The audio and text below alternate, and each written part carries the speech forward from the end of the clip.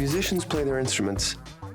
I play the orchestra. We've already seen one Steve Jobs movie. Maybe you didn't have to, but I didn't have to. I saw it, and it was terrible with Ashton Kutcher. Terrible. Oh, you poor thing. But Aaron Sorkin, Danny Boyle, and Michael Fassbender have all stepped on stage, basically, to recreate Steve Jobs, at least in 3 very auspicious product launches in the brand new Steve Jobs movie, which is based on reference source material and kind of official source material that Steve Jobs and his family would have approved, making it to screen. And there's some pretty tough stuff in this movie. There is some tough stuff in this movie. I loved it from the moment I saw the trailer, though. I was along for the ride. I really wanted to see this thing. I'm like, wow, Steve Jobs seems like maybe he wasn't very nice. And you're like, yeah, well, he wasn't. And it's interesting to watch this because I knew going in that maybe I thought he would be a villain, and he was for a lot of the movie, but it's that villain that you still root for, that you still want to succeed. And even though you know his story, you know it completely,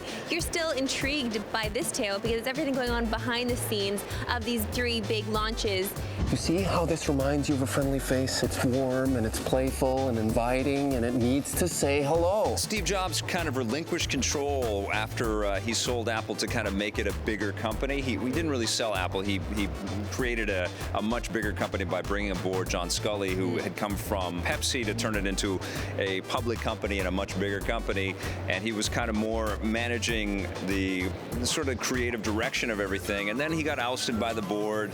All of that sort of unfolds in the movie, which is very dramatic. We see that happen. I just found it so interesting. Each time before he unveils a product, so much drama seems to unfold in his life. So we see these people confronting him, basically, before you go on stage. I can't imagine if somebody did that to me before we had to go on stage, I would lose my shit. Are you kidding me? Like, I'm already nervous enough. I gotta present this thing. I got people coming at me, I'm getting in arguments with everybody. I'd be fired up. Well, it just makes you kind of recognize that the life that people at that stature must live from moment to moment, because at every second, every turn, they don't know if they're gonna be facing somebody that will try to sue them or take some money from them or take time away or hurt their stock price. So no wonder a lot of these very wealthy CEOs and executives and stuff just look so starched and hampered by what they can say and how comfortable they can appear. And I think Steve Jobs was at odds with that, and I think that was part of it, is that he wanted to maintain a sense of his humanity in pursuit of this perfect product line that was going to increase the lives of everybody around him, and it was at the expense of his personal life. It's a system error. Fix it. Fix it? Yeah. We're not a pit crew at Daytona. This can't be fixed in seconds. You didn't have seconds. You had 3 weeks. The universe was created in a third of that time.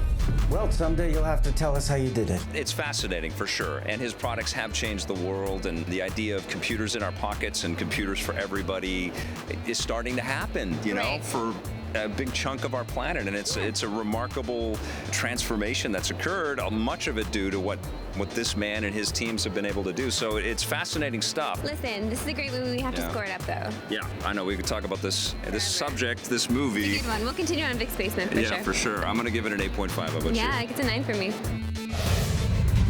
EP's movie coverage is brought to you by Nintendo, makers of Splatoon for the Wii U.